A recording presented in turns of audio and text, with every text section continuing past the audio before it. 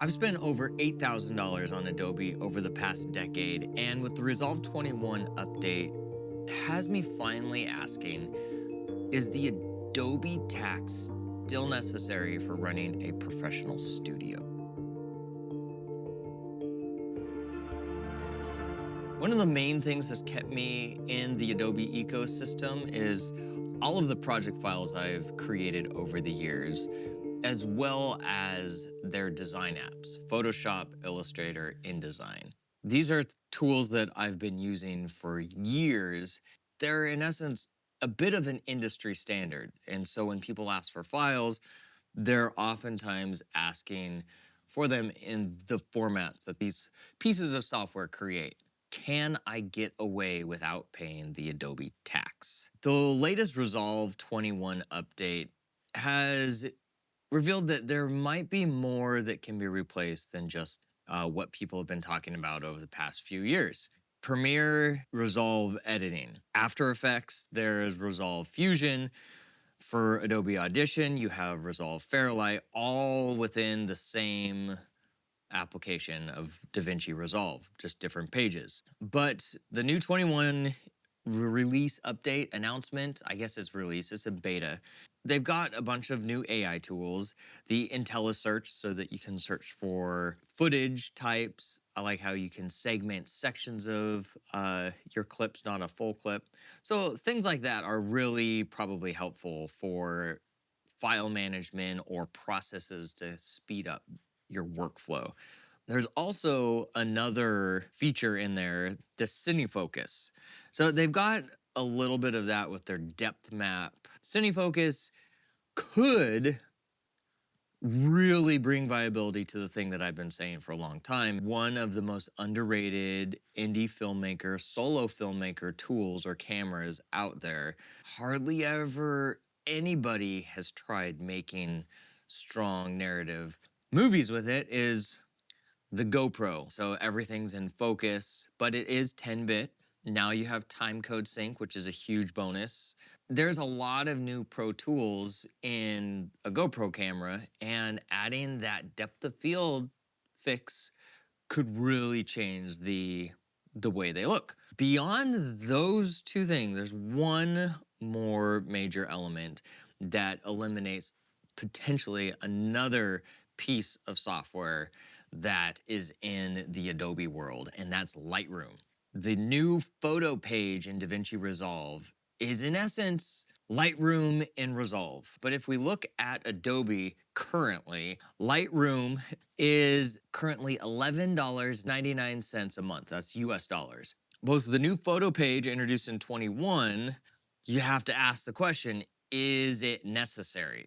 Do you need to spend the 12 bucks a month on Lightroom? There's the option of importing Lightroom catalogs. There's raw footage, at least CR3. There's a few cameras that I'm sure they'll work on support as time goes. But then the only other competitor I know of for Lightroom is Capture One, and then that one starts at $17 a month. With all of these new Resolve updates, you might be asking yourself, how do I get Resolve into my workflow if you're still an Adobe user or even an Avid user or whatever? Well, good news is I have a post-production workflow that I've created. It's like my post Bible. If you follow the link in the description, you can grab that for free. Just enter in your email, and that will also get you connected or keep you updated with the new fan-owned movie studio that I'm working on that will give back to the artists and the fans, giving them a way to have a say and be valued for the work they input into those movies. Lightroom is potentially unneeded, but the comes back down to the dilemma of software that I don't quite know if you can replace yet. And that is the design apps, Photoshop, Illustrator, and InDesign. I use InDesign for creating pitch decks, Photoshop for layers and different art. Illustrator is for any sort of vector art and motion graphics and all of that kind of stuff. Those aren't photos. Photos is a photo editor. You can't really replace Photoshop with that. The thing that I also looked at with Photoshop and stuff is people were using Canva. And I was like, that's not really a pro level software. It's like consumer grade.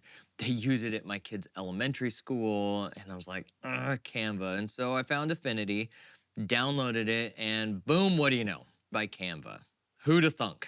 Maybe Canva is a pro level platform, at least with this desktop app. I figured maybe this will replace Photoshop. I opened it up and I saw pixels. I guess that's kind of Photoshop pixel editor. And then next to that, there's vectors. I'm like, oh wait, could this be a Illustrator replacement? Well, all there is InDesign. Wait, what is this? Templates? Wait, documents, pages?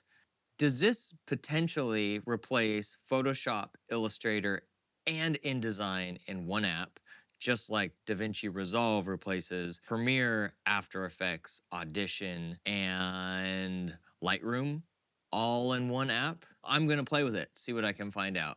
Then you get over to your VFX world. Got the Element 3D that Video Copilot makes for After Effects, and then the Cinema 4D plugin for replacing that or adding to that. I've been using Blender. Blender was used to create the previous Oscar-winning animated movie Flow. So it's a powerhouse, and don't overlook it. And it's free. So Blender. Plus, Fusion has some 3D object elements you can do, and I've actually used that on some projects, and it works pretty well. So between Blender and Fusion's 3D models that you can incorporate and import and texturing, you're kind of covered on the indie world by quite a bit. There is always a catch, and the catch here is that the industry standard is typically Adobe or Avid in post-production world. So you're either editing on Adobe software, sending PSD files, After Effects files, Premiere project files, or you're working in Avid for video and it's just a bunch of Avid files and bins and you're sharing bins and stuff like that. So if you're switching to something more like Resolve, which is an industry standard for color, but not so much for editing. But you do have Fusion projects, which is a little bit higher level of VFX using Fusion Studio or however that is. And I've been starting to incorporate that more, doing a lot more visual effects and motion graphics in Fusion. And it's been an experience, but that's the big element. And you have to ask yourself, is this software something that can work in a world where you're working with other companies with established workflows? It might be a reason why to hang on to some of these pieces of software. But in my case, trying to build our own post workflow, our own system for a production studio that can reduce the overhead costs of post so that more profit can be made on the back end, so that artists can be compensated more, fans can be compensated more, and we can just get through the process and create more. It has me wondering, maybe this is worth switching things over. There's a lot of collaborative options with this software. Over $4,000 or so in like 5 years, or 285. That's a huge price difference. So it makes one wonder, and one is arguably more reliable, causes one to consider things. I am going to be releasing a trailer for a new documentary that I'm working on my Casting Rivers channel. I'll share that here or in the link below. That's a current update. Back to work.